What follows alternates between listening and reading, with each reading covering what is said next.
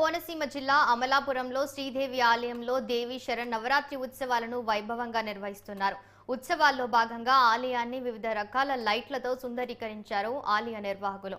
ఆలయ లైటింగ్ చూసేందుకు భక్తులు అధిక సంఖ్యలో వస్తున్నారు. లైటింగ్ వద్ద సెల్ఫీలు తీసుకుంటున్నారు.